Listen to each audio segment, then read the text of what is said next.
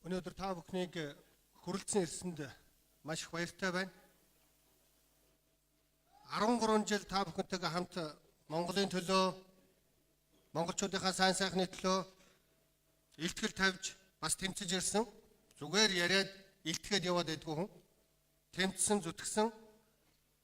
Та бүхнийг маш их хүндэтгэж Монголоо яаж хөгжүүлэх вэ? Надад төлөвлөгөө байна гэдэг энэ илтгэлээ тавихад манай баг хамт олон миний бие бэлэн боллоо.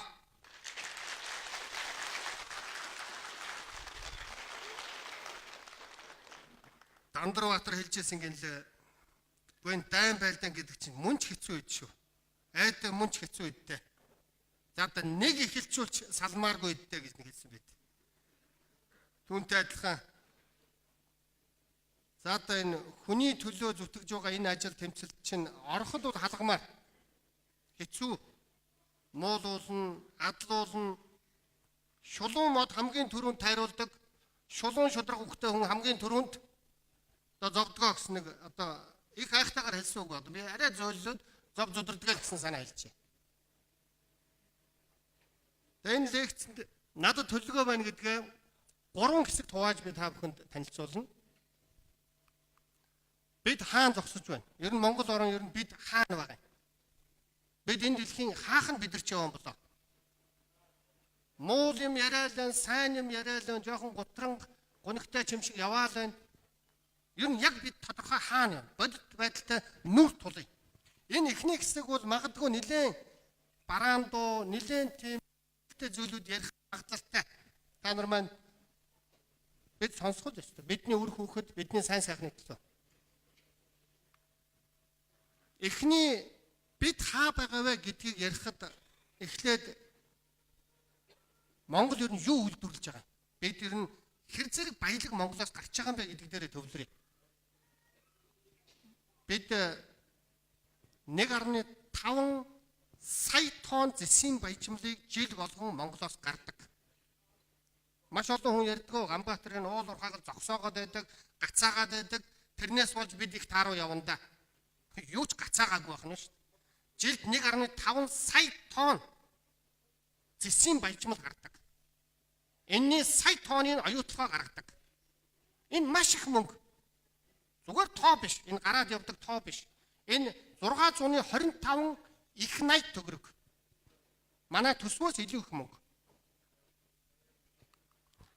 Энэ мөнгө 2.5 тэрбум доллар яагаад баялаг урсаар байгаа? Баялаг гарсаар байна. Энэ 6250 цэцэрлэг гэсэн үг. Нэг цэцэрлэгийг тэрбум төгрөгөөр тооцох юм бол 6250 цэцэрлэг. Монгол оронд хэдэн цэцэрлэг хэрэгтэй байгаа гэж? Одоо 1000 цэцэрлэг шаардлагатай. Тийм учраас та бидний хүүхдүүд 9 сар гараад маш их оочролдог, маш их одоо дугаарладаг, маш их зүдэрдэг. Би Монголын үйлдвэрчний холбооны ерөнхийлөгч байхдаа би боловсролын үйлдвэрчний холбооноос гараагаа ихэж тэндээс одоо бий болсон бүтээгдэхүүн цэцэрлэгийн салбарын ажилтнууд Монгол оронд хамгийн их хичээнгүй чармаалттай ажиллаж байгаа. 1000 цэцэрлэгийн дутууг тэдний нуруунд дээр үүрүүлж явж байгаа. 6250 цэцэрлэгийн мөнгө зөвхөн зэсийн баяжмлаар гардаг. 1250 сургууль. Нийт багш, эмч нар, боловсролын салбар, эрүүл мэндийн салбарын ажилтнуудын 6 жил 6 сарын цалинтай тэмцэх хэмжээний мөнгийг зөвхөн зэсээрээ бид гаргадаг. Ийм их мөнгө. Асар их мөнгө. Энэний араас хөөцөлдөхгүй, гомдлохгүй явна гэдэг бол эсвэл их баян орн байна, эсвэл ер нь хулгайч хүн хулгай хийчихэд араас нь хөөцөлдөхгүй байвал гүйн ямар сайхан сэтгэлтэй хүн бэ хөрх миний зовлон ойлгосон байна гэдэг юм шүү. Мөнч тэнийг хүнээд хулгайлаад байхад мэдэхгүй гэж боддیں۔ Нүүрс дараагийн маш их баялаг гарсаар л байгаа. Өнгөрсөн жил 25 сая тонн нүүрс гарсан. 20 сая тонн коксчих нүүрс. Энэ мэдээлэл заримд нь уутгартай байж магадгүй. Энэ бидний баялаг. Энэ бидний үр хүүхдийн сайн сайхан амьдрах баталгаа юм байна. Энэ баялагыг гаргахад энэ баялагуудын гэрээг хийгдэж байхад бид ажилгүйд ядуурлаа солино, алга болгоно. Тэгээд энэ орж ирнэ гэж бодож байсан. Хардаа 7.5 их 80 төгрөг. Манай төсвөөс илүү. 3 тэрбум доллар. Энэ дээр Чалкогийн хортой гэрээний хасагтыг оруулаагүйгээр одоо заасан байгаа. Жилд 19 тонн алт. 4 ширхэг сомсмол дүүрэн алтан голдмай Монголоос жил болгон гардаг. 1.7 их 80 төгрөг. Зис алт нүүрс нийлээд 6.2 тэрбум доллар. Бид маш их баян орно.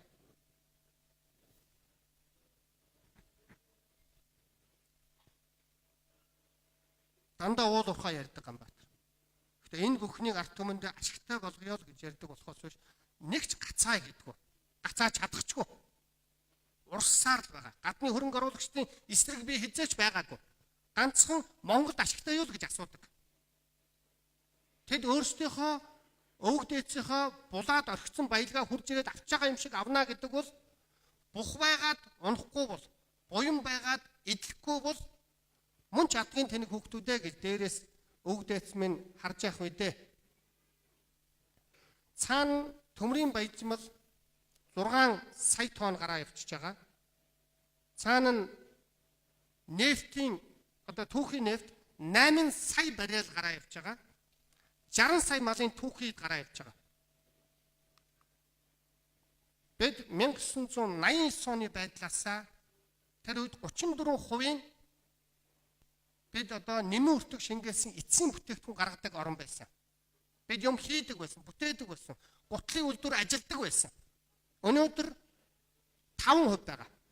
Нэмэн өртөг шингээсэн эцсийн бүтээгдэхүүний үйлдвэрлэл 5%. Энэ утгаараа бидний эдийн засгийн чадвар хийж бүтээх чадвар 28%-аар социализмын үеэс одоо 89 оноос бид 27 жилийн дараа унтсан байна гэсэн үг. Монгол улсын өрийн хэмжээ. За ийм их баялаг гарсаар байхад Монгол улсын өрийн хэмжээ ер нь яг одоо хэд вэ? Бараг бүгдөө мэдж байгаа баха да. 2010 онд бид 2 тэрбум долларын өртөө байсан бол өнөөдөр Монгол улсын нийт өр 24 тэрбум доллар юм бол нэг өрхөд ногдох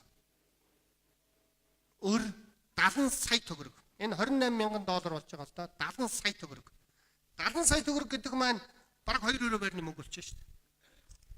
Бид амьдарч байгаа өрөө болгон маань үндсэндээ гадаадын хин нэгнийх болж хувирах гэдэг шүү дээ. Хашаа байшин болгон маань бид хүний байранд байгаа юм шиг болчиход байна шүү дээ. Бидний малж байгаа 60 сая өнөөдөр үндсэндээ хаан банкны сүрэгчин хөшөө болчиход байгаа юм биш үү бид чинь. Ингээд ядуур ямар шатанд байна? Баялаг урссаар л байгаа. 10 хүн дутмын 4 ядуу гэдэг тооцоо Дэлхийн банкны судалгаагаар гарсан байгаа. Нэлээд дарсан тоо шүү дээ.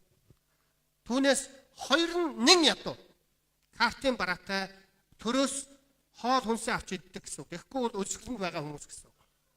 Бидний бод байдал юм байна. Ядуурл, ажилгүйдэл, орлогогүй байдлын үндэс болж авилгал манайх 100 оноо авах ёстойгоос 38 оноотой. Нөгөө эп гэдгээс бүр доогуур болчлаа шүү дээ. Архитект өлгийтэй хүүхдээс том хүн хүртлээ бүгд 50 литр жилдээ уудаг. Гэмт хэрэг 27 мянга. Ихэнх нь эдийн засгийн одоо ядууралтай холбоотой гэмт хэрэгүүд. Салалт 81 мянга. Утаа 80 дахин их байх ёстой хэмжээнээс. Би яагаад энэ бүхнийг тоочж яриад энэ нэг тийм хамаагүй юм шиг зарим нь бодож магадгүй. Энэ бүхэн бол баялаг урсаад байгаа. Энэ баялаг монголчуудад ерөөс ирэхгүй байгаа учраас энэ гарч байгаа. Ажилгүй байгаа учраас салалт тэр архитект ихсэж байгаа. Би тэднийг өмөрхгээгүй. Үндсэн шалтгаан юм. Утаа. Өнөөдөр хүмүүс орлогогүй, ажилгүй байгаа учраас тэр айхтар тэр одоо дугууны хаймарыг төлдөг. Бүх хүмүүс сайхан амьдрах баялаг Монголд байна. Харамсалтай нь хитгэн хүний шунлыг гүйцэтгүүлэх баялаг Монголд маань хүрэлцэхгүй байна. Төсвийн алдагдал 10%. Монгол дэлхийн орнуудын 202-т явж байгаа. Бидний урд Гамби явж байна. За Свизерланд би мэдэхгүй орн байна. Египт, Сири болж байгаа Сири 197 давхиж явна. Манай ард Жибути гинүү. Тэр нэг бас айхтар орн байна. Бас ардаа нэг оронтой шүү бид чи бас. Бас ч гайгүй. Бас ч гэж ингэж л өөрийгөө хуурхаас. Тэгэхээр амьдралын чанарын индексээр Норвег нэгт болж байгаа. Миний хүсдэг, миний одоо дуурайхыг чармаадаг улс. Монгол сүүлээсээ дөрөвт гэж байгаа. Яагаад бид ийм байдалд орчих вэ? Ер нь яасан болоо? Ямар за хөрөнгө оруулалтын гэр ойлгомжтой. Яг Ганбаатарын дээр маш их юм ярьдаг. Би товчхон ярина. Энийг их ярих юм бол 320 тэрбум долларын баялаг оюутлогод доор нь байгаа. Бидний өвгдээц бидэнд үлдээсэн үүс. Та нартай 212 тэрбум долларын зардал гаргаж ухнаа гэж тэд заасан. Эцгээр 30-аас 40% чийл бол маш их ашиггүй ухчих эхний үедээ 50% л байсан. $100 баялаг гаргаж ирэхийн тулд $50 нь хамгийн ихтэй ухдаг. Уг нь манайх бол одоо 212 тэзүү дээр нь байдаг тоог ярьж штэ. 108 тэрбум долларын цэвэр ашигтай байгаа монголчууд янз бүр юм хассаар байгаад 45 тэрбум долларыг цэвэр ашиг авна гэдгийг л тэд байнга ярьдаг, одоо ч ярьдаг. Цэвэр ашиг 100% байлаа. Хөдөлгөөний зардал гээд 70% луйвардаж хасж байгаа юм. Араас нь зээлийн хүү 140% хасж байгаа юм. Хасах 110%-ийн өрийг дандаа бий болгож байдаг. Өдөр болгон $2 сая өрөнд Монгол орж байгаа гэдэг нь энэ. Оюу толгойн гэрээ тийм ээ ашиглалтанд орж явах 2013 онд яг үйлдвэр ашиглалтанд орж ирсэн. Манай хонх дарсан. Доллар 1400 төгрөг байсан. Одоо доллар 2500 орчим болж байгаа. Энэ тохиолдлын зүйл биш. Бид энийг зүгээр дугаа хүлээгээд зүгээр хараад сууна гэдэг бол энийг үлдээсэн өвгдээсэн маань лав их л бухимдж байгаа болов их л гомдох баг. Дубайн гэрээ за энийг яриул бас баах юм ярь маш богинохон яриа. 5-6 дугаар заалтан дээр 15 банкны барьцаанд 4.2 тэрбум долларын төлөө биднийг барьцаанд тавьсан. Газар нутгийг барьцаанд тавьсан гэж чуулган дээр би яриад байгаа шүү дээ. Энэ үгийг хэлж байгаа хүн байна шүү дээ.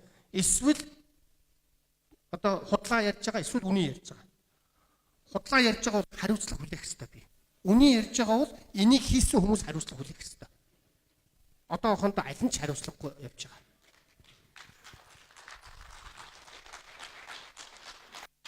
Би та бүхнийхээ дэмжлэгээр сайхан сэтгэл дэмжлэгээр тэмцсэн зүтгэсэн.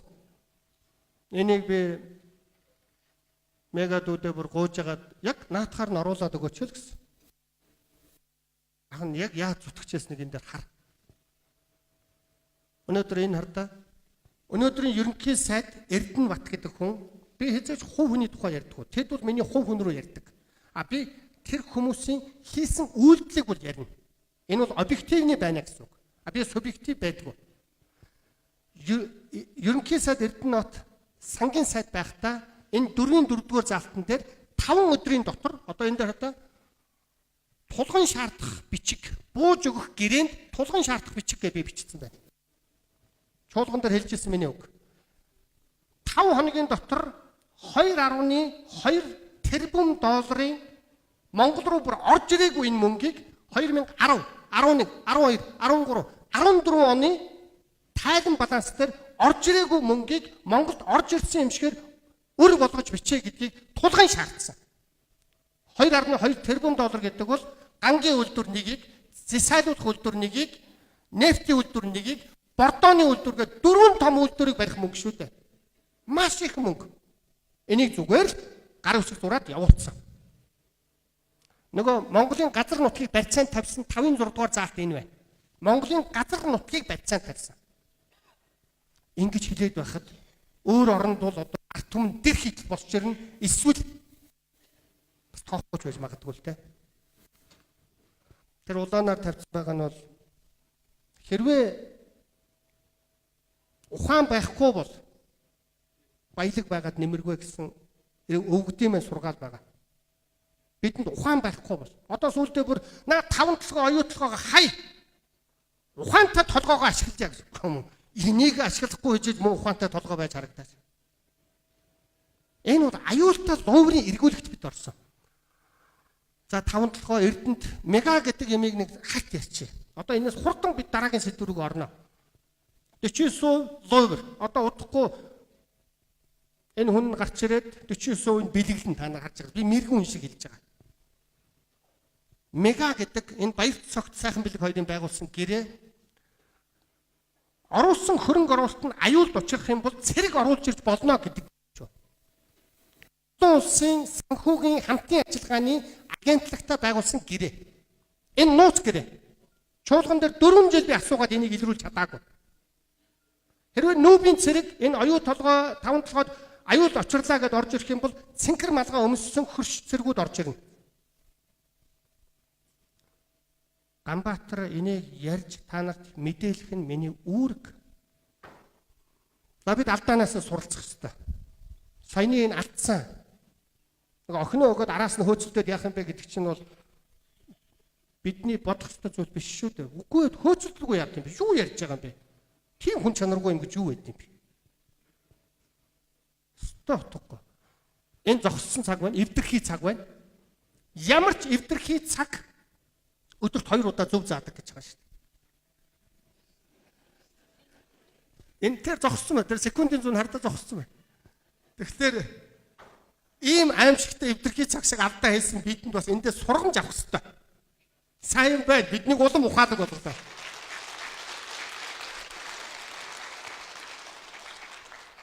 Биднийг улам эв нэгдэлтэй биднийг улам хатуужууллаа. Баялаг нь гараад ядуураад байгаа юм байна. Яагаад бүр цаа углуурх нь юу вэ? Яагаад?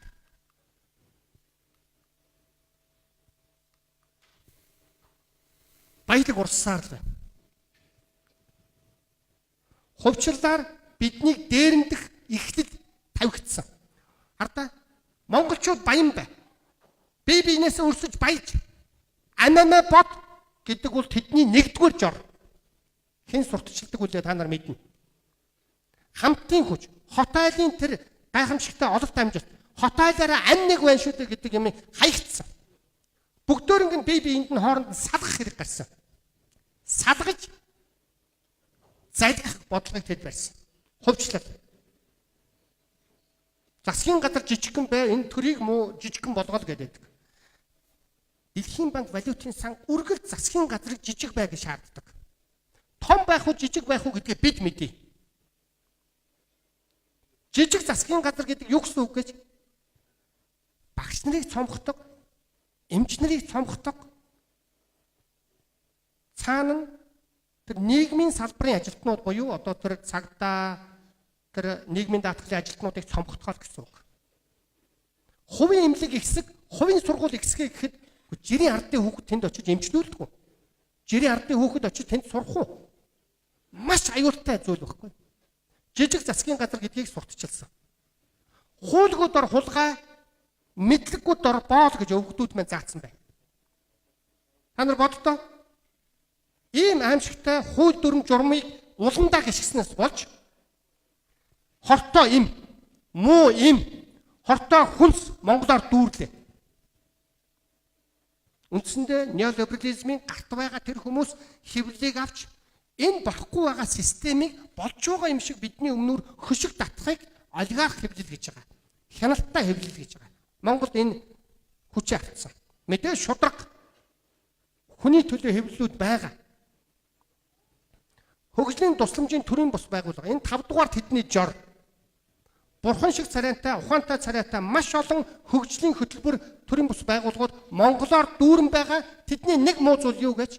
Яг Монголыг аврах хүчтэй боловсролтой хүмүүсийг тэднээс сарын $2,000, $5,000 тэднээс тэнд ингээд шигдээдэг. Тэнд ингээд зоодог. Манай хүний нөөцийн бодлого нөлөөлж эхэлж байна шүү дээ. Хоёрдугаар тэд үндсэндээ Рио Тинтогийн өмнөх толгойн сэргийлэх анги буюу тагнуулын анги. Нөгөө авилгалын мөнгөө дандаа энэ төрлийн бус хөгжлийн байгууллагаар орж ирдэ шүү дээ. Нөгөө гадаад байгаа, Шведэд байгаа, Швейцарт байгаа гэлээ дээ. тэр офшор дансны мөнгнүүд бүгд эднүсээр явдаг. За саяны 5 жороос үүдээд Монголд ургаж байгаа хортоо жимс нь юу вэ гэвэл рентизм. Монгол орон даяараа бид зүгээр л түрээс төлөгчд болсон. Лангууны түрээс, хашаабашингийн түрээс, байрны түрээс, тэр үйлдвэрийн байрны түрээс өөр юу байдیں۔ Бүх юм түрээс. Ломбардизм гэж. Би хэнцэрлж хэлээгүй дараад энэ нэрнүүдийнхээ талаар би тайлбарлана.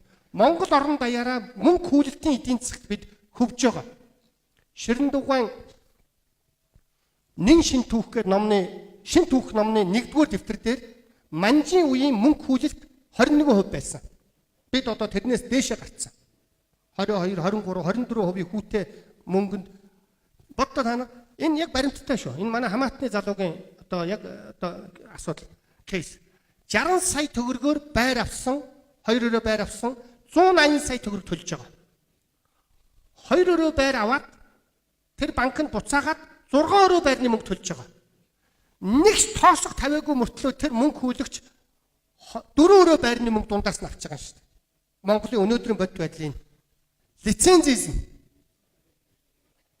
Энэ гоё. Энэ аимшигтай. Хардаа энэ үндсэн хуулийн 6-гийн 1 6-гийн 1 байх хэрэгтэй. Монгол улсад газар, түүний хэвлий, ус, амтан ургамал болон байгалийн бусад баялаг гагцхүү гэдэг үгийг л би онцолж хэлэх гээд байгаа үндсэн хуулийн. Гагцхүү. Ард түмний мэдэл төрийн хамгаалтанд байна гэж байна шүү дээ. Гагцхүү сайхан бэлгийн мэдэл гэж ерөөсөө юм алга. Гагцхүү манан гэсэн юм алга. Би зүгээр ерөөсөө бүр олж харахгүй байгаа. Гагцхүү ард түмний мэдэл төрийн хамгаалтанд гэж байгаа.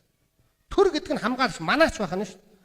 Газрын баялаг гагцхүү ард түмнийх юм бол түүнийг лиценз хэлбэрээр цаас болгож аваад Лондонд очиод би тэрийг мөнгө болгож, мөнгө босгоод босгосон мөнгөнийхөө жоохон хэсгээр нөгөөдөлийг улс төрчдийн худалдаж авна гэдэг бол тэд хуурамч доллар хэвлүүлж байгаатай утга нэг зүйл. Ийм том луур болоод байхад бид Эйнштейний хэлдгээр бид хүчтэй дуурах ёстой болов уу гэж би бодож байгаа.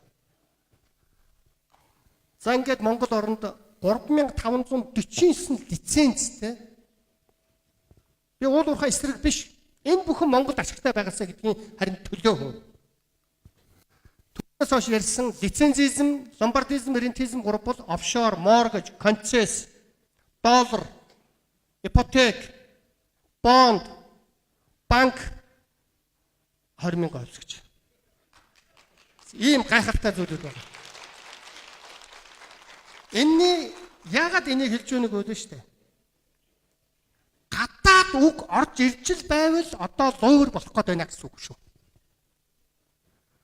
Баялаг урссаар саяны энэ ярьсан зүйлүүдээ буюу 1-р хэсгээ одоо ингээд бид өндөрлөж байна. Жилдээ 6.2 тэрбум долларын баялаг урсж байгаа. Ажилгүйд 382 мянган хүн ажилгүй. Энэ шудраг биш нийгэм. Энэ баян хоосны ялгаа их гарсан нийгэм.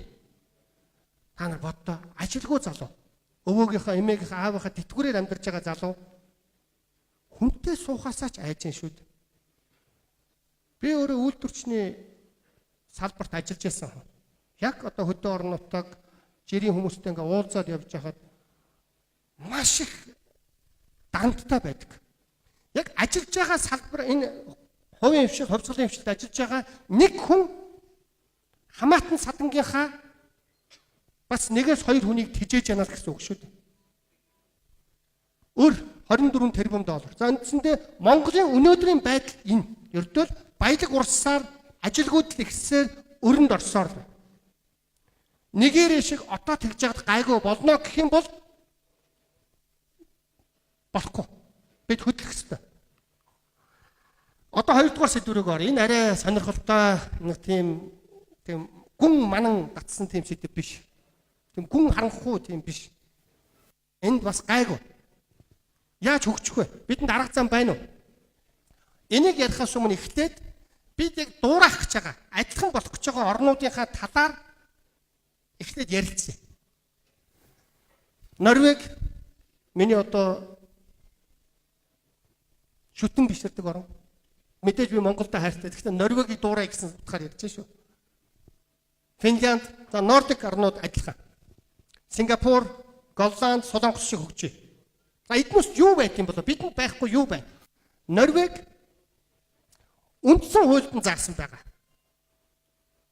Норвегийн уул уурхайн баялаг цөөхөн хэдэн хүний эрх ашигын төлөө биш, нийт норвегчуудын сайн сайхны төлөө зориулагдана. Үндсэн хуульдаа энийг оруулсан. Норвегийн уул уурхайн баялагаас ард түмэн нь ашиг шимийг хүртдэг. Тийм учраас ард түмэн нь засгийн газар хэвлэл мэдээлэл хоёртоо маш хүчтэй нөлөөтэй. Финлянд эндээс би нэг л жишээ ярмаар байна. Финляндын Nokia гэдгийг та нар мэднэ. Одоо сүүлийн үед бол технологийн хувьд одоо iPhone зохиолж байгаа л да. Тэгвэл тэднээсийн Nokia жижиг орон хүчээ төвлөрүүлж дайрах хэрэгтэй. Бид дандаа хүчээ хандуулдаг. Солонгосуудын чайбол гэж ярьдаг. Янз бүрийн тэр одоо хүчээ төвлөрүүлэх хэрэгтэй. Голланд, Солонгос энэ таван улсад байдаг нэг зүйлийг л би ярих гэж энийг таарж ярьж байна. Яг ярих юм бол Голландаас Сингапурууд хуулсан шүү. Сингапурын хамгийн анхны хөрөнгө оруулагч нь Philips гэж Голландын одоо компани байсан. Ли Куан Яны хамгийн гол зөвлөх нь бол Голланд хүн байсан. За ингээд энэ тавд байдаг нэгэн одоо ижлэх юм би. Тэр нь юу вэ гэвэл улсын гурван талд хэлэлцээр. Энэ Ганбаатар үйлдвэрчний хүн болохоор л энийг яриад байна да гэж та нар бодож иж магадгүй. Үгүй ээ. Яг би үйлдвэрчний буйнаар энийг улам сайн ойлгосон байж болно. Би номон дээр уншсан зүйлээ яриаггүй. 6 жил энэний төлөө хамт олонтойгоо зүтгэж, тэмцэж, ойлгож одоо мах биеэрээ ойлгосон зүйлээ би энэ зөв юм байна гэдгийг ойлгосон. Өөрөөр хэлбэл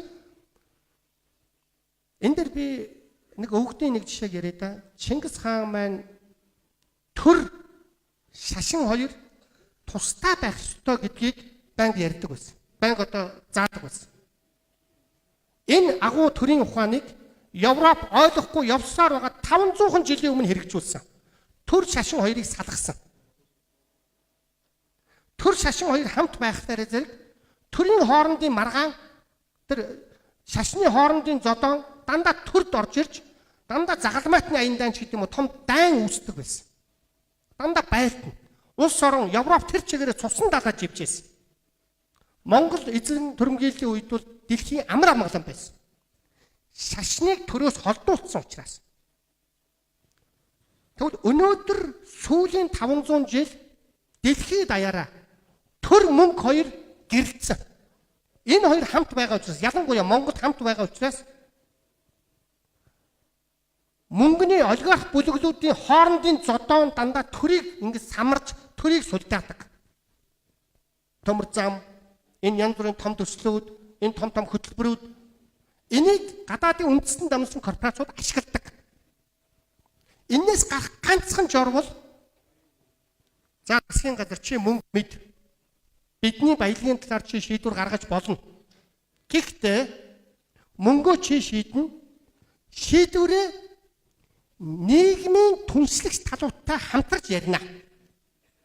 Тэр нь жирийн ажилчин, хөдөлмөрчин хүмүүсийн төлөөлийн байгууллага, нийт бизнес эрхлэгчдийн төлөөлийн байгууллага хоёртой засгийн газар аль хөтөлбөрөө яаж явуулах вэ гэдгээ ярина. Одоо энд хулгай хийх боломж байхгүй. Ягаад гэвэл мөнгө мэддэггүй хүмүүс мөнгөний тухай шийдвэрт анхудаа оролцож ирж байгаа байхгүй. Мөнгө мэддэггүй, мөнгийг зарцуулдаггүй, дундаас нь тэр мөнгө идэх боломжгүй хүмүүс. Тэгэхдээ энэ мөнгөний шийдвэр өөрт нь сайнаар эсвэл муугаар нөлөөлөх магадaltaй хүмүүс энэ гурав хоорондоо ярьдаг. Гурван талд хэлцээр. Энэ бол магадгүй миний өнөөдрийн төлөв энэ олон жил үүний төлөө би бас ярьж байсан цалин тэтгэвэр гэж. Энээс том агуулгатай асуудал юм байна. Зөвхөн цалин тэтгэврийн асуудал биш. Нэгдүгürt энэ байсан цагт нийгэм бий болж байгаа баялаг шударга хуваарлагддаг. Тэр нь цалингийн тарифын хэлцээр нийгмийн даатгал, татвар гэдэг чинь хурааж авдаг зүйл биш, өгдөг зүйл шүү дээ. Би хэлдэг. Монголын бизнесмэнүүд аминчхан, арчаагүй. Хүчээ нэгтгэж тэр 76 засгийн газар руу шаардлага тавихын оронд амиа бодож нэгээрээ улс төрчдийн карманд орох гэж гүйддэг. Энээс болж бид ийм байдалд орж байгаа. Та нар хардаа жирийн ажилчин, жирийн олон түмнээс засгийн газар нь одоо улс төрчид нь ажил авдаг сонгуулаар. Улс төрчдийн ач буйнаар бизнес эрхлэгчид нь ажил авдаг.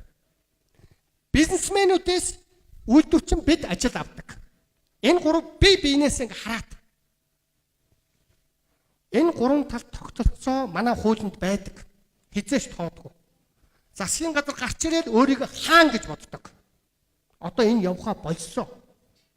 Энэ ажиллах ёстой вэ гэвэл мэрэгжлийн гэдэг бид бичсэн байгаа зүгээр. Мэрэгжлийн эрдэмтэн мэрэгдийн зөвлөл хажууд нь ажилладаг. Энэ гуруула том төслийн талаар, том эдийн засгийн талаар ойлголтгүй байх эрхтэй. Монголд ч одоо ер нь улс төрч боллоо бол би бүхнийг мэдгэж боллоо гэж боддогтой адилхан болчиход байгаа шүү дээ. Энэ бол том эндүрэл.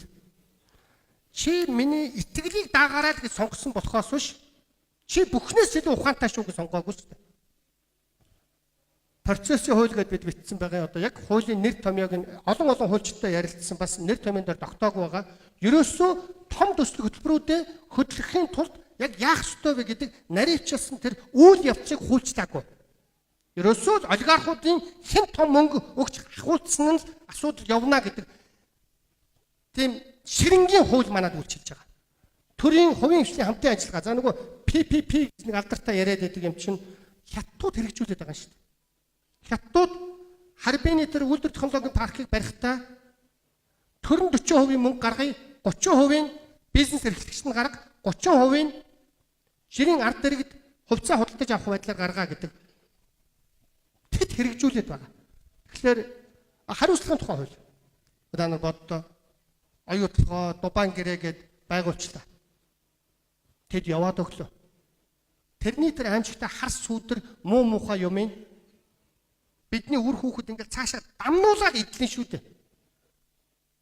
Ямар ч хариуцлага байхгүй. Ятхнаа энэ Дубайн гэрээ гэдгээ тэр байгуулсан хүнийх нь нэрээр нэрлэдэг байя гэд чуулганд хэлээд би бараагүй. Та нарт ямар эрдэмтэн зөвлөгөө өгсөн бэ гэж асуугаад би дийлээгүй. Монгол улсын үндсэн хууль заасан байдаг л да. 5-4-т.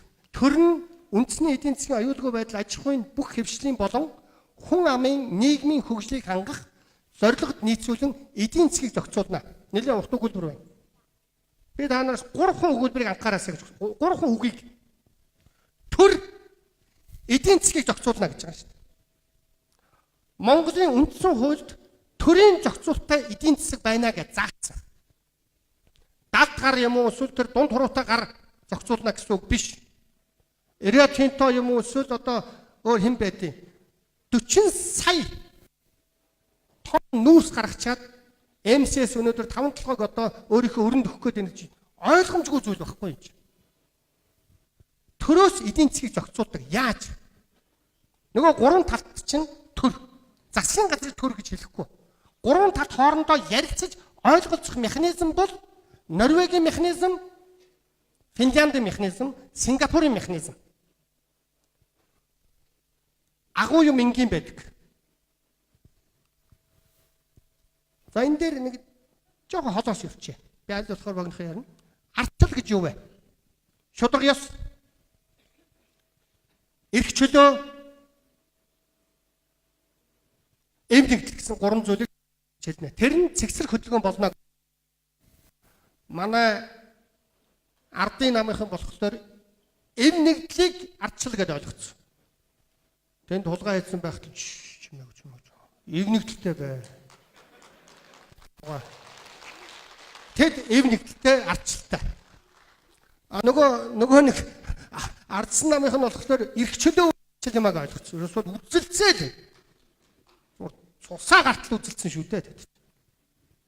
Гэтэл энэ хоёр чинь салгадгүй юм байна. Эв нэгдэл эрхчлөө хоёр нийлээд дунд нь тэнцвэржүүлж байгаа нь шударга ёс. Энэ гурав нийлж байж арчил байд юм байна. Энэ гурав нийлэхлээр зэрэг эсрэг хөдөлгөөн. Норвегчуудын бидний бас нэг адилхан юм би. Бид баатарлаг. Дэлхийг эзэлж байсан. Амойч ч би өнгөрдөг. Үнэн юм чинь. Солонгос одоо би гэртээ бол одоо энэ хүүхдүүдтэйгээ солонгос кино үзүүлэхгүй гөөмөйг тэмцэж байна. Заримдаа би ялагдаад байгаа. Ялангуяа тэр нэг тогооч охиноос болж гөөмө их муу тэлцэж байна. Тэгээд тэнд бол ерөөсөө нэг баян гушуунд байгаа нэг хэдэн нөхдүүд хаалаас байгаа нэг хэдэн нөхдүүдтэй байлдаж байгаагаар нур агуу юм болгож гаргаж байна. Манайхан чинь тэр твийг авах уу энэ твийг авах уу гэж ярьж суулсууч. Гэнээр. Тэгээд гол ярих гэсэн юм хөл Норвег бас викинг гэж. Бас нэг юм эвэртэй том баатарлаг. Яг далаагаар л да далаагаар одоо тийм улс орон эзэлж яадаг тийм агуу арт юм. Бидэнд адилхан юм их бий. Тэр хүүтэн оронд тосхны дарга авилгал авах юм бол дараад нь би хөлдөж өгнө гэдгийг мэддэг учраас тэр авилгал авсан хүний бүгдөө очиж сүйт хийдэг. Манайх бол өрсөж би яаж авахгүй гэж арайч бодож болохгүй байна. Канад миний түрүүний ярьсан санаагаа илэрхийлэх үүднээс Канад арчлыг буюу гурван талд байгаа арчлаа эхлээд байгуулсан. Ерөнхий сайд Беригээс авсан юм уу? Байгуулсан. Арчлыг бий болгочоод дараа нь баялаг олсон учраас Канад хөгжсөн. Тэгсэн баялаг эхэлж олцоход дараа нь арчлыг болгох гэж орсон. Дандаа иргэний дай юм уу эсвэл олигархтсан төр бий болдог. Барьцаалагдсан төр. Мексик. Энэ хоёр хоёулаа Америк гэдэг зах зээл рүү түүхийд нийлүүлж амьдардаг ард түмнүүд. Яг адилхан нөхцөлтэй. Нэг нь үгээгүй ядуу, нөгөөх нь бас боломжийн. Тэгэхээр Норвег шиг биш. Бид Монгол далайд гарцгүй мөртлөө дэлхийн хоёр том дагаа шиг том зах зээлийн дунд байгаа Эрдэнэсийн ард бол Монгол баялагтай. Төрөөс 5 бодлого бий болгодог. Та нарт энэ гуравч төрийг бий болгоно. Энэ гурав дотроо ярьсараа зэрэг дүүр зах зээлээ ярьдаг. Манай ерөнхий сайд Японд очоод 500 сая доллар өгөөч гэж гуйгаад тэгээд буцаж ирэхийг төрийн ажил гэж бодож байна. Бид бол Японд 500 мянган тонн зис турба гаргаж зарах зах зээлийн гэрээ хийвэл энэ үл болж байна. Энийг энэ гурав ярьдаг. Одоо яаж ингэж зах зээл чөлөө зах зээл шүү дээ. Чи олооч чөлөө зах зээл. Чи өөрөө ол. Тийм юм байхгүй. iPad, IBM, компьютер Америкийн зах зээл дээр гарч ирэхэд эхний 3 жил нь хөл дээр нь босдол нь Америкийн засгийн газар мөнгөөр худалдаж авдаг. Бодлогоор Америкийн засгийн газар бусд орнуудад шахдаг. Технологи компаниуд та нар өөрсдөө яваад технологи аваад ирээ гэж хизээч болохгүй. Дэлхийн худалдааны байгууллагын гэрээнд бид 92 онд орсон. Бүс нутгийн хэлтсээрүүдээр за танай орноос Поскогоос эсвэл одоо Японы тэр гангийн үйлдвэрээс бид ган юм уу эсвэл одоо зис турба хайлуулдаг, турба хийдэг технологи чинь авъя. Энэ гэрээг засгийн газар хийдэг. Нэг компани явж хийдэг. Сая доллараар хийж ирчээд мянган компанида тэрийг хувааж өгдөг нь засгийн газрын үндсэн ажил. Технологи бол энэ гурвын хамтын ажиллагаа. Дээр нь хүний нөөц. Одоо энэ мөсүүд. Энэ олон ихтэй сургуулиуд Манангийн улс төрчдийн бялуу болж хувирсан байх шүү дээ. Зүйн бол энийг зүгээр бизнесмэнүүдэд өгөх ёстой. Яг энэ гурав хоорондоо ярилцаад за эх 5 жил бид зис турбаны зах зээл дээр номер 1 болж гарч ирэх юм байна. Чамд 3 мэсүүтэй танаа одоо энэ зис турбаны үйлдвэрлэгчдийн холбоонд өгье. Санхүүжилтийг би өгнө. Чи програма чи өөрөө боловсруул манай багш нар заана стандартаа би хангана. Ингэж хоорондоо ярьдаг. Үйлдвэрч нь болохоор би ажилчдаа бэлдмээр байна. Мэргэжсэн ажилчдаа бэлдмээр байна. Хөө Риотинто шиг ингээ баахан гадаад хүмүүс оруулж ирдэггүй. Хүний нөөцийн бодлого дээр би Израилийг их дуурайхыг боддог. Түрүү Израилийг оруулаг байх. Нэр Израиль. Израиль яадаг вэ гэвэл залуучууд хоорондоо уулзаад сайн уу сайн. Чи аль тургуул төгссөн бэ гэж монголчууд бие биенээс асуудаг.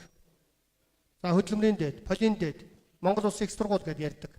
А тэгвэл Израиль чи хаан цэргийн алба хаасан бэ гэж ярьдаг. Би энэ талаар миний дотны анд генерал Баяр Магнатайгаа их санал солилцдог. Миний мөрөөдөл энэ мессутүүдийг бүгдийг айранд өгөх юмсан. Тэр хөл гарын сургууль хийгээд нэг буудлага хийхээс гадна инженерүүд болж бэлдэж гаргамаар байна. Энэ Израиль энийг хийдэг, Сингапур энийг дуурайсан, Швейцар энийг одоо дуурайж байгаа. Бид дэндүү цөөхүүлээ. Зээлийн бодлого. За энэ дээр бол их юм ярих хэрэгтэй үг нь. Энэ мөнгөний бодлого л доо зээлийн бодлого. Ер нь бол тусгаар тогтносон улс мөнгөний дутагдлалд орно гэж хэзээч байхгүй. Энэ хэдэн үйлдвэрүүдийг барина гэж яхан бол ёстой эмис гэж нэрлэнэ үү? Ёстой мөнгө хэвлээч чамаагүй. Хэдэн үйлдвэрүүдэд хөрөнгө оруулалт хийгээд тэр үйлдвэрүүд нь ажиллаад алтаар өндгөлдөг нугастай болж эхэлвэл улс орон хөгждөг. Тэрнээс биш энэ мөнгийг хэрэглээр үгүй.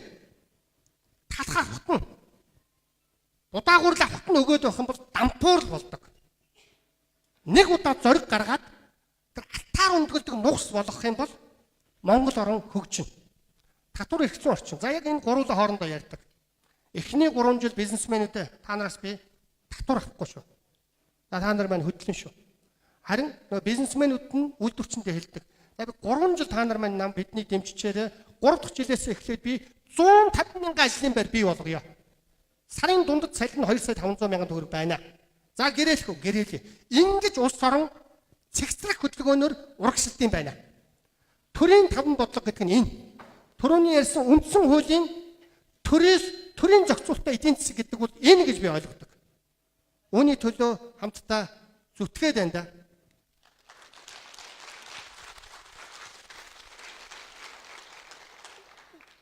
Зарчим байх ёстой.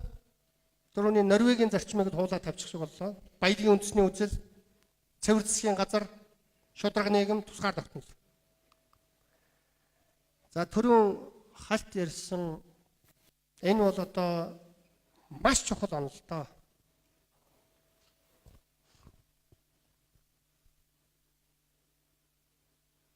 Монголчууд бид өнөөдрийг хүртэл 27 жил гаднаас зээл авч байгаа. 24 тэрбум долларын өөр хаашаа орж байгаа гэж эд хэрэглээ хоёр дугаар орж байгаа. Хитцээч хөрөнгө рүү орохгүй байгаа. Хөрөнгө гэдэг бол тарганы хөрөнгө гэдэг чинь ингээд дандаа өөрөөсөө бий болж байдаг. Талхны хөрөнгө дандаа өөрөөсөө бий болж байдаг. Аригны хөрөнгө өөрөөсөө бий болж байдаг. Энэ хөрөнгийн эдийн засаг их чухал. Хөрөнгийн засаг. Манай өвгд бас ухаантай байгаа шүү. Манайх эдийн засаг гэж нэр өгсөн байгаа шүү дээ. Эдээр чинь та биднийг засаглах гэдэг цаадуулж байна. Эдээр засаглах гэж байна. Хэрэглээгээр засаглах гэж байна. Бидний хэрэглээний боол болгож байгаа.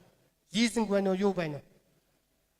Би нэг жишээ ярихад Монгол авдрандаа 4000 хоньны өв хөрөнгөтэй өвгдээсэн. Тэгвэл нэг 200 хон ингээд Риотинтогоос ч юм уу ингээд за Дэлхийн банкнаас зээж амдирч байгаа. Тэгэл тэр нь ингээд бидний хэрэглээ хүрхгүй. Тэгээ жил болгон дандаа зээл авч амдирдаг. Энэ явсаар байгаад авдранд байгаа 4000 хоньоо биднээс тэр Риотинтод өгнө гэсэн үг шүү. Зүүн яах ёстой вэ гэвэл зориг гаргаж 4000-аас 1000 хоньыг гаргаж аваад тэрийг ачлаад тоогдоод байвал жил болгон бид 300 хоньоор одоо экспортод гаргаж амьдрах юм бол манайх одоо хөрөнгөтэй боллоо гэсэн үг. Жил болгон 1000 хон чинь 300-аас 400 хоньны хөрөнгө тасалж бидэнд өгчээд. Нөгөө 1000 хон багасахгүй. Бид өрөнд орохгүй. А манайх яаж вэ? 4000 хон байдаг. Тэрийг нэгт валютын сан мэддэг. Тэр рүү орох уугүй юу гэдгийг гадныхан мэддэг. А бид өөрсдөө нөгөө хүмүүсээс чинь нэг 200 200 хон дандаа зээлэр өндөр хүүтэй гуйлагчин царайж авдаг. Хөрөнгө эд хэрэглээ гурав бол ердөө л бидний хамгийн чухал зүйл. За одоо ингээд дараагийн яриа маань бид хаана очих вэ? За ийм байдлаас 3-5 тогтолцооны шодрог журам тогтолцоогоор ингээд явах юм бол Норвегийг бид дуурайж баялагын үндэсний үзэлдээ эзэн болох юм бол бид хаана очих юм болоо? Мөрөөдөхөд мөнгө төлөхгүй гэж үг байдаг шүү дээ. Мөнгөтэй болохын тулд мөнгөтэй болсон юм шиг сэтгэж үг байдаг. Хүмүүс ерөөсөө л надад хэдэн төгрөг агуулаа 100,000 төгрөгөө. За 100,000 яаж 150 болох вэ гэж бодоод байдаг болохоос биш. За би 100 сая төгрөгтэй байвал яаж хөдлөх вэ гэж бодоод гаргалгаагаа олчих юм бол дараа нь 100 сая төгрөг олддог. Мөрөөд би ч гэсэндээ хамгийн мөрөөдөлтгий. Хэрвээ би Монголоо удирдах юм бол би ингэж хөгжүүлэндэ гэж маш олон шүн бодож нойргүй хонсны үр дүнд өнөөдрийн лекц гарчсан байна.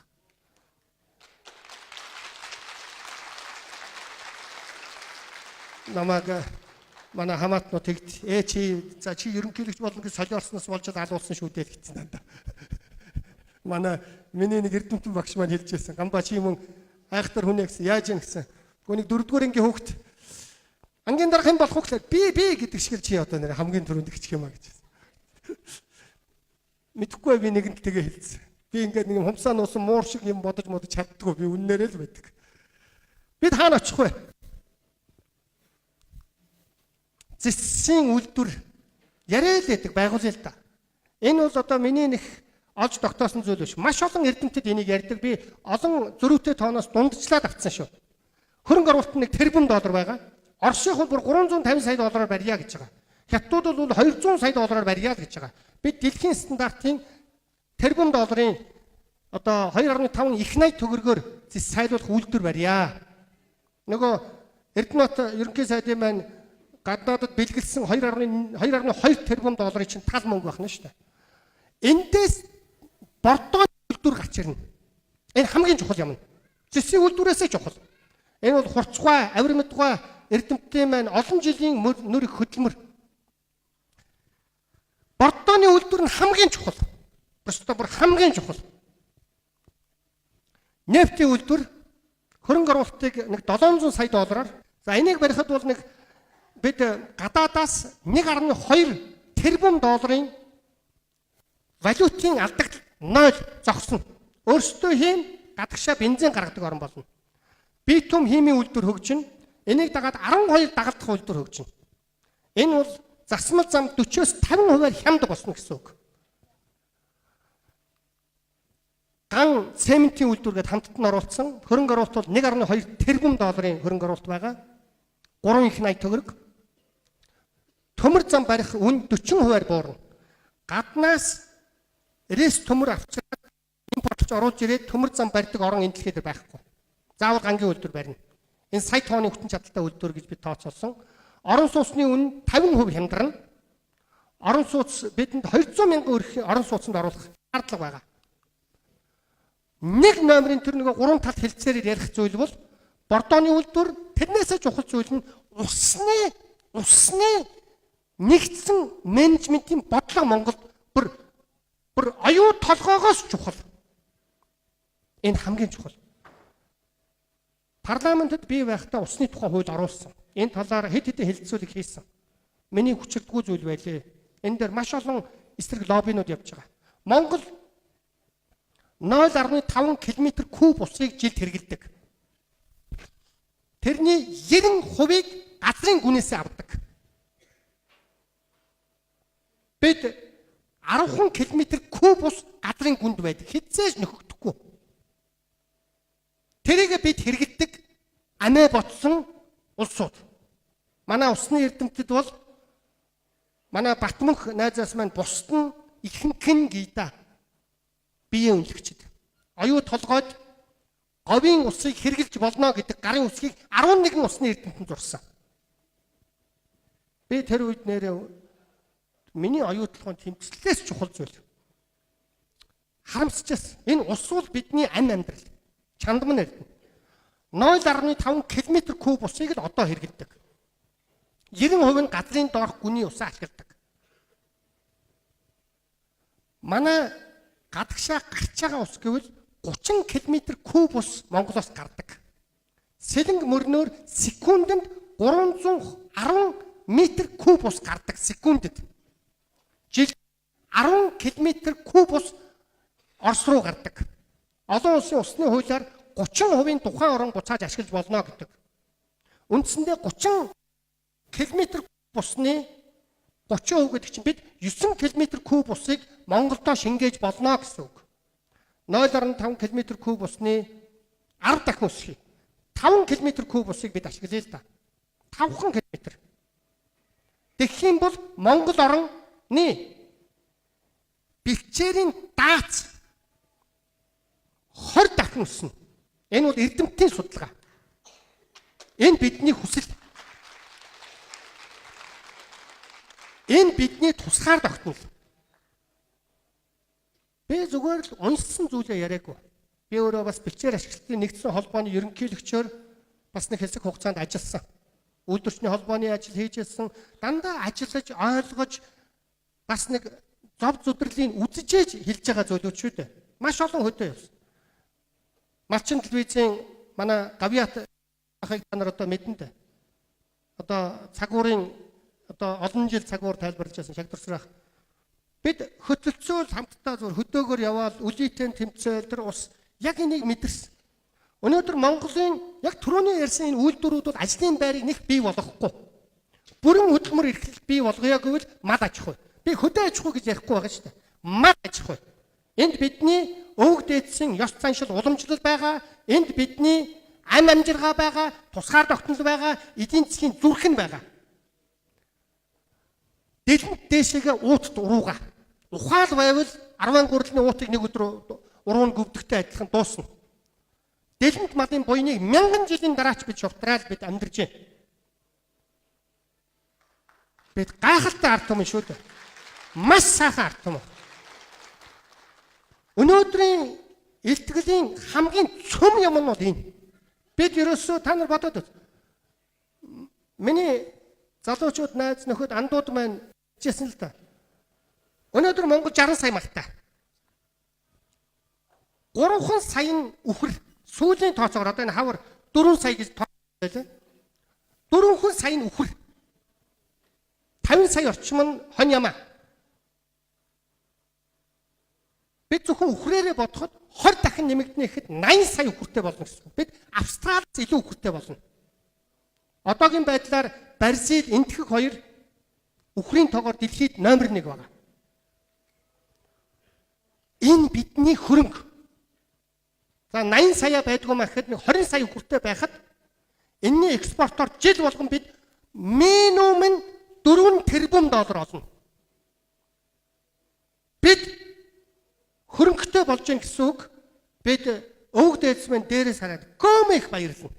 Маш их баярлна. Үр хойч маань бидний төлөө залбирна да. Ёстой сайн усуд байсан гэж.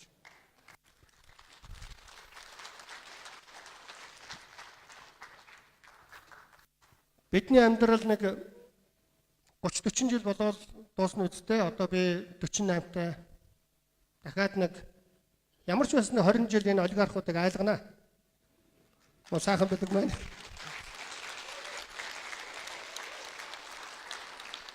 Босоо гамбаа гівтчлээд гэж хэлсэн. Цаач одоо манад орж ирээгүй баймаар би ч бас орой морой гівтлгүй яах вэ? Хүн ядарна шүү дээ. Дандаа босоо юм гэж юу байд юм бэ чи бас.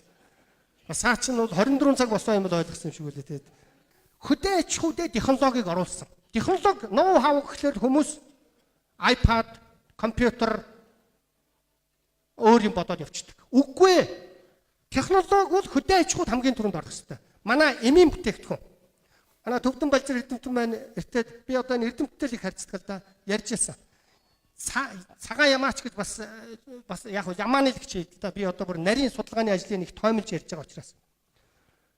50 сая орчим хон ямаа байдаг. Тэрнээс хээлдэг одоо ямаа ишгэлдэг ямаа 8 сая. Нэг ямаа 500 г сүү өдөрт гарна. Тэгэхээр өдөртөө бид 4 сая литр сүү гардаг гэсэн үг. За баян хонгор саадаг. За говьалтаа нэг хэсэг сааж байгаа бах. За бос нь ч ер нь тэгэд асгаж хайж байгаа. Одоо хөхүүлчдэг. 4 сая литр сүү өдөрт. Тэгээд 120 хоног саана гэж боддоо. Одоо улаан хөдөд очиод үзэхэд үхрийн сүү 40 рубль байхад ямааны сүү 160 рубль байгаа. Тэгээ манай эрдэмтэд их нарийн ухаантай шүү дээ монголчууд чинь. Тэгээд за хятадууд 2 хүүхдийн бодлого гаргаад ирлээ. Жилдээ 180 их төрж байна, нэмж төрлөө. Эхийн сүний орлуулагч бүтээгдэхүүний эрэлт хэрэгцээ ихтэй. Ханс Зин гэдэг герман эрдэмтэн хэлсэн шүү дээ. 60 сая малтай мөртлөө Шинэ Зеландаас хуураас руу оруулж ирдэг ийм орныг би анх удаа харлаа гэж хэлсэн. Би өмнөөс нь жоо ицсэн. Тэр герман хүн бас их шодрох сайн хүн байлаа. Тэгээд энэ 180 төрсөн ихэд манайх тэр Ямааны сүүгээрээ бэлтгэл хийгээд өгөх юм бол юу Чингис Бонд. Ийм л гайхамшигтай ард юм шүү дээ бид чинь. Энэ рүүгээ төвлөрөхөд ганцхан засгийн газар шийдэхгүй. Наад бол ч нөгөө олигархуудын мөнгөнд барьцаалагддаг учраас энэ хөтөлбөр хэрэгтэй байгаа эзэд ажилчин хүмүүс хоорондоо ярьж энэ хөтөлбөрийг тулгах ёстой. Үе шат дээр нь хяналт тавих ёстой. А энэ хөтөлбөрийг боловсруулахдаа эрдэмтэн мэрэгд судлаачдаар гаргуулах ёстой. Өнөөдрийн миний төлөвлөгөө ердөө энэ айхтар юм биш.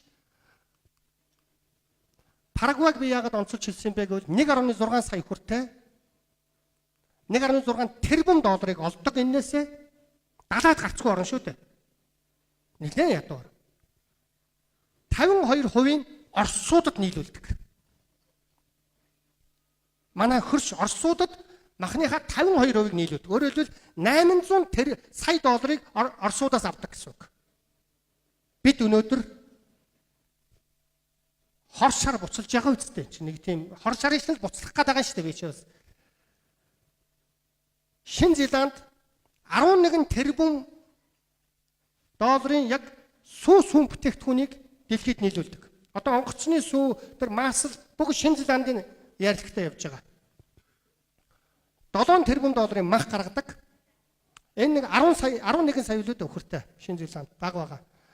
За Монгол улсын баялаг 3,000 тэрбум доллар. Эннээсээ бид алтаар өндгөлдөг нугас бий болгоё. Тэгэхгүй үргэлжийн гуйлга гуйж нөгөө 24 тэрбумаа нэмэгдүүлээд байвал хөрш орнууд манай өрийг худалдаж авах шүү. Нэг хөрш нь манай 24 тэрбум долларыг 50 тэрбумаар үн зохиж худалдаж авах юм бол бид хяактын гэрээний байдал руугаа буцаж орно гэсэн үг. Бид яарахгүй болохгүй болсон.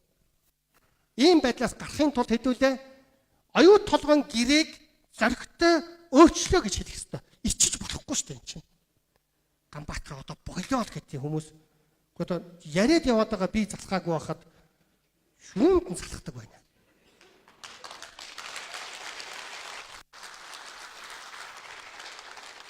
Оюут толгойн гэрээг одоо шууд ярих ёстой. Саяхан би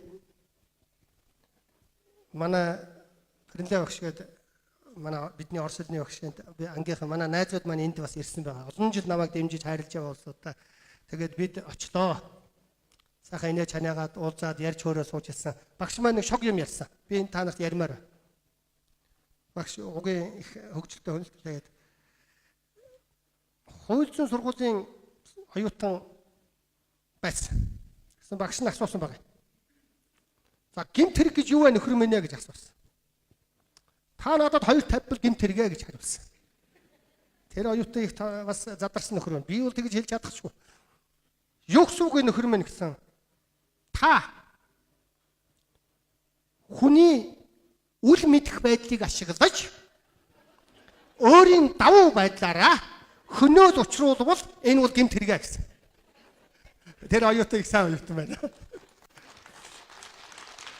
Тэр энийг л одоо манай тэр гэрээ хийсэн хүмүүст би хэлмээр байгаа.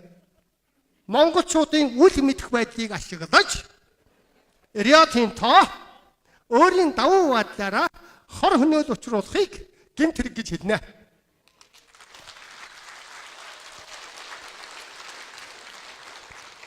Тэгэд оюутлогын гэрээнд 38 хон хүртэл ямар ч ашиггүй гэрээ 2039 онд дуусна.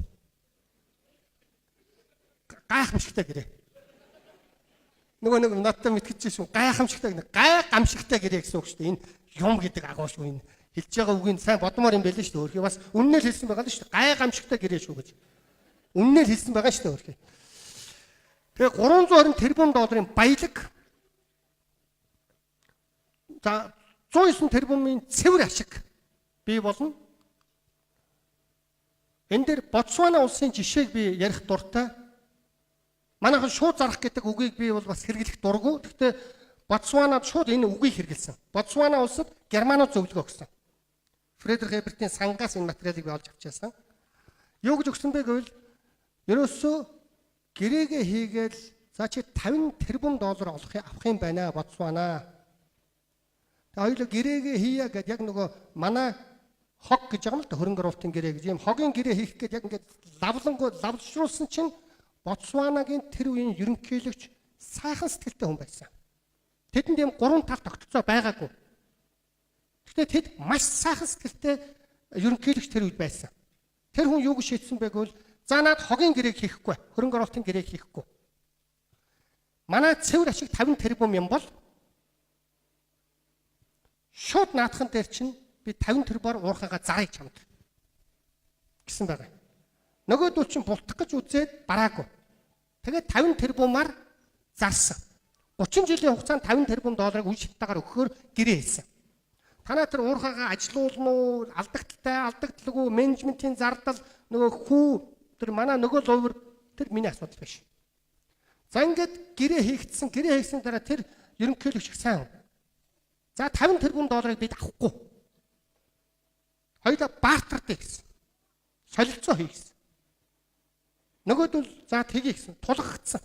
Яг гэвэл тэднээс өмчтэй учраас тулгаж байгаа. Тэгээд Ботсваны парламент жил болгон орж ирдэг 1.5 тэрбум долларыг жил болгон Ботсваны парламент хуралдаж Баян үлгэр 2 сургууль, Увс руу 5 сургууль, Улаанбаатарт 2 эмнэлэг, 1 зэсайлуулах үйлдвэр, 2 услалтын систем гэдэг тийм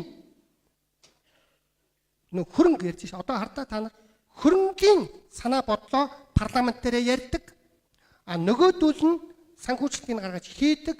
Ботсван компаниг ажилуулна. Нөгөөдүүл нь чадахгүй бол хамаагүй гаднаас нь авч болно. Гэхдээ чадахгүй гэдгийг нотлох хэрэгтэй. Би Ботсванадад баг зэрэг атаахч байна. Норвегиудад бол их атаахч байгаа. Ботсванагийн тэр ерөнхийлөгч шиг хүн манайд хэрэгтэй. 50 тэрбум доллараар Ботсвана хөгжсөн. Гэхдээ баян хоосны ялгаа их. Яг Норвеги шиг тийм их айхтар дуурайгаад байх орн биш. Ямар ч байсан яг энэ гэрээний загвар дээр Ботсвана манай оюу толгой хажууд биднийг ичээсэн. Шууд зарсан. Яг тэрэн шиг оюу толгой 45 тэрбум доллараар заамаа ав гэхгүй ч гэсэн яг энэс дээшэл бид гэрээ хийх хэрэгтэй. Одоо гэрээгээ бид эргэж харъя. Тэгэхгүй бол зогсоод байж болно гэж бид хэлэх эрхтэй. Ягаад гэвэл бид баялгаа өгөөд өрөнд ороод ажилгүйдэлтэй ядууралтай байна гэдэг нь бүр байж болохгүй зүйл. Эвэлээд эдийн авах гэж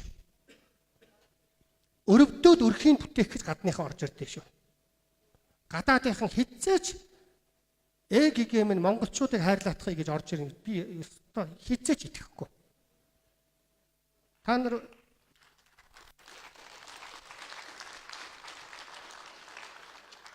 чин эмээлтийн нэг ноолуурын сайн аймаачин Баян хонгорын баацаагаанд очиод ноолуур авъя гэвэл үгүй баацаагааных нь яаж хөгжүүлэхтэй байз гэж бодож очих уу?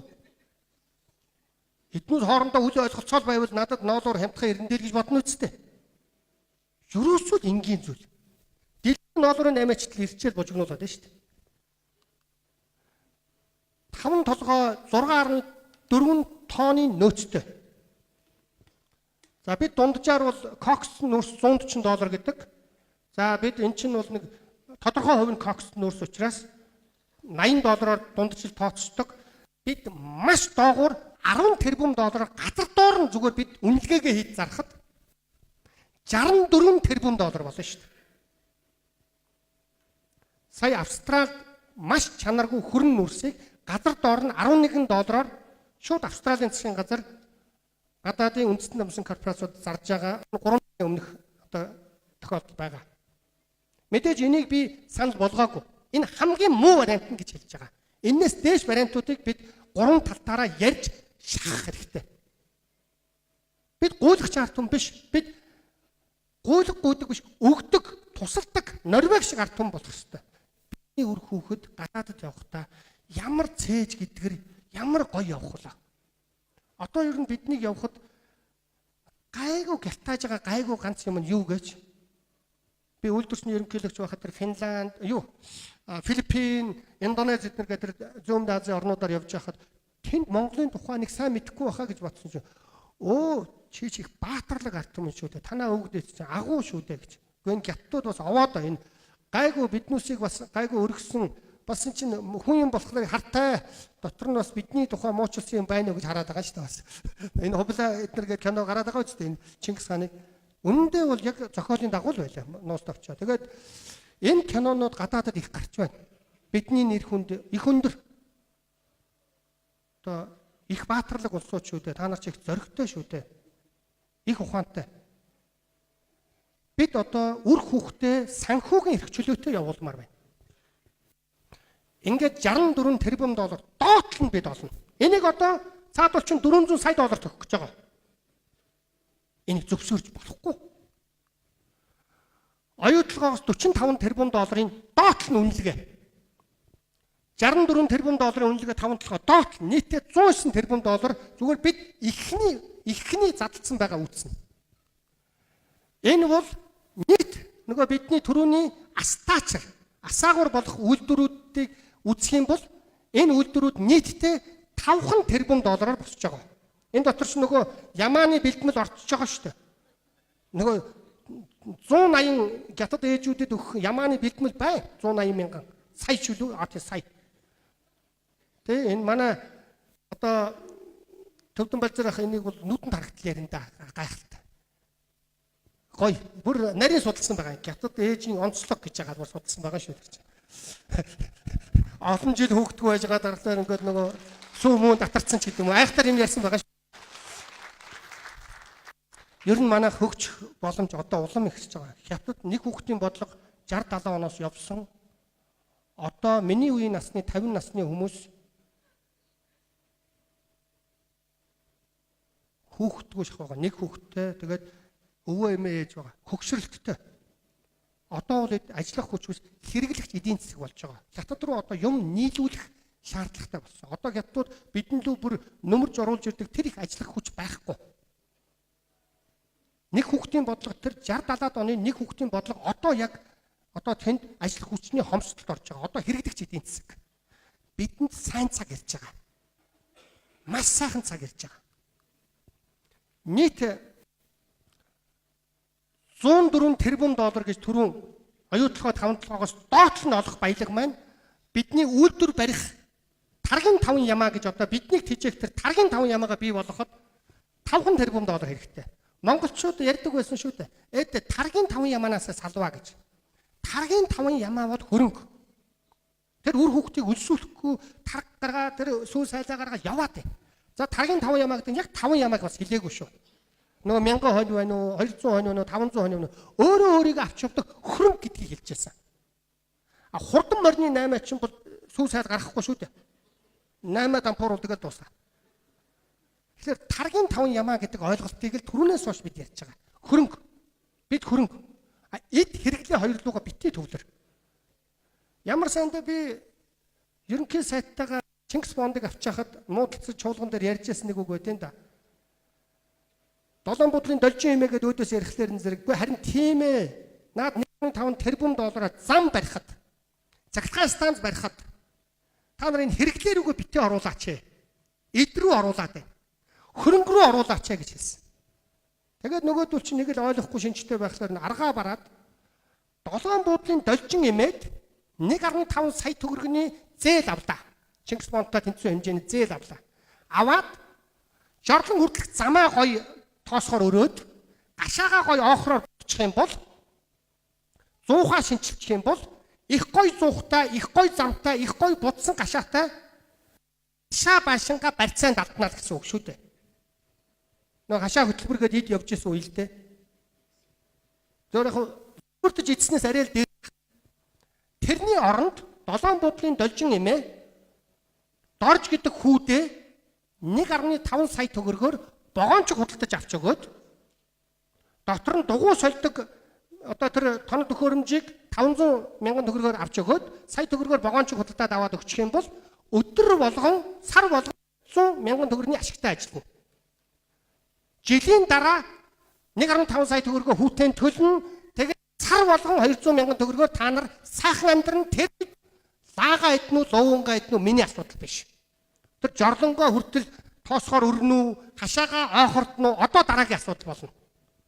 Ойлгохгүй. Миний өөдөөс хараад гайхаад ойлгохгүй энэ ямар сонин хүн бэ л гэж бодоод байгаа. Яасан муу хүн бэ л гэж бодоод байгаа.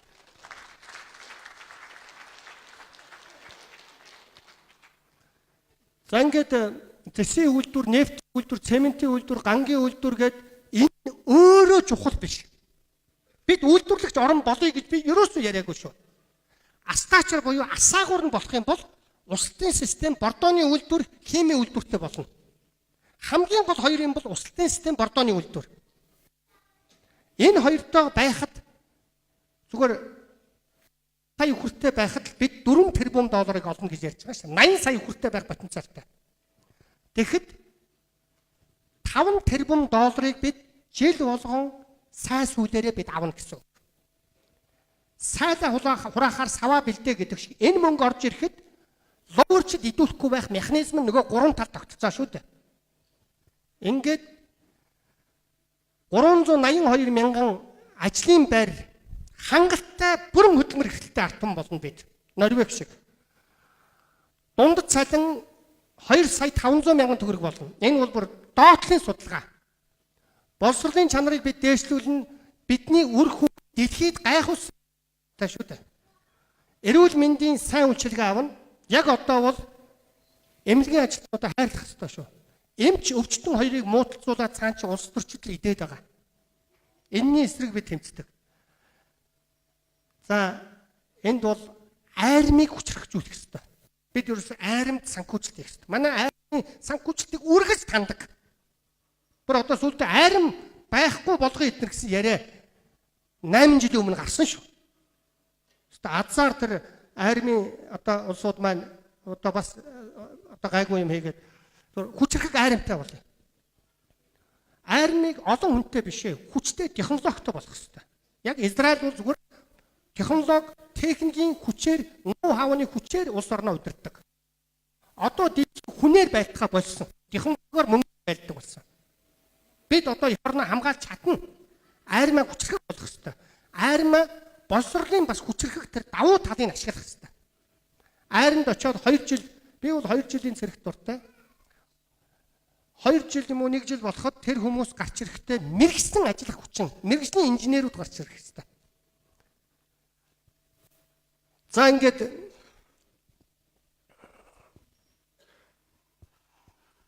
сайхан ихтгэл маань базалтандаа орж байна. Нийгмийн зөвшөлтсөлийн тогтолцоо байгаа тохиолдолд эзэн юмаа мэдэхгүй ресурс национализм гэж одоо яриад байгаа юмыг баялгаа цөмөөрөө хяная. Одоо баялагт бидний ямар ч хяналт байхгүй. Оюу толгойн туузад нь 3 нөхөр байдгаа да одоо нэрийн ч мартчих хуучин байсан хүмүүсийн санаж байна. Тэр 3 ямар ч эрх мэдэл байхгүй шүү дээ. 9 хүн туузад нь байдаг, 6 хүний саналаар бүх юм шийддэг. Нөгөө 3 манайхыг төлөөж байгаа 3 хүн бол амралтанд сууж байгаа жилийн хэдэн мянган долларч байдгийг аваад сууж байгаа. Тэд яг эх орноо бодох юм бол ийм утгагүй юмнаас эсэргүүцэл үзүүлээд гараад ирвэл ядаж дэлхий ойлгоно. Тэнд зүгээр улс төрчдийн бялуу. Тэгээд тэдний цалин хэн өгдөг гэж Риотинто өгдөг. Тэгээд тэдний төлөөлөгчд тэнд сууж байгаа. Бид ямар ч хяналт байхгүй. Энэ гарч байгаа баялаг хяналтгүй байгаа. Тэгэхээр эзэн юмаа мэдэхгүй. Эргэн усаа ашия. Дараагийн санаа бол жижиг чулуугаар том чулуу цохноо гэдэг нь нөгөө түрүүний 5 үйлдвэр нөгөө ямааны бэлтгэлээрээ цөмөрөө уут дурууга дэлэнт дэшегээ гэдэг мал аж ахуйгаа хүчрхэгжүүлье. Усны систем, боловсролын системээ хүчрхэг болгоё. Энэний дараа төсөв хангалттай болно. 5 малын буйнаа барж биш мэрж иднэ гэж Монгол үг байдаг. Ийм байдлаар хэдүүдээ явна да. Ингээд гол санаагаа хэлэхэд энэ бүх төлөвлөгөө бол Монголын залуучуудын төлөө юм байна. Нэг 50, 60 хүрсэн, 70 хүрсэн одоо хижээл насандаа орлоо доо. Хүмүүс бол за ингээл давхаал 20 30 жил амьдраад байна. Өнөөдрийн энэ харанхуйлж байгаа үйл 20-той 30-той бидний хүүхдүүдийн нуруун дээр аянг болж буунш. Тэдний нуруу хугална. Манай улс төрчид залуучуудыг бараг л ядаргаа одоо ажилгүй хүмүүс гэж харах гэдэг. Үгүй ээ. Бид залуучууд маань ухаантай, хүчрхэг. Залуучуудаа муулаад бид ирээнээс залуучууд оруулж ирж импортлж чадахгүйгаас цааш залуучуудаа бид дэмжих ёстой. Монголын залуучууд хүчрхэг. Монголын залуучуудыг боловсралтай, эрүүл, дайчин болгох ёстой.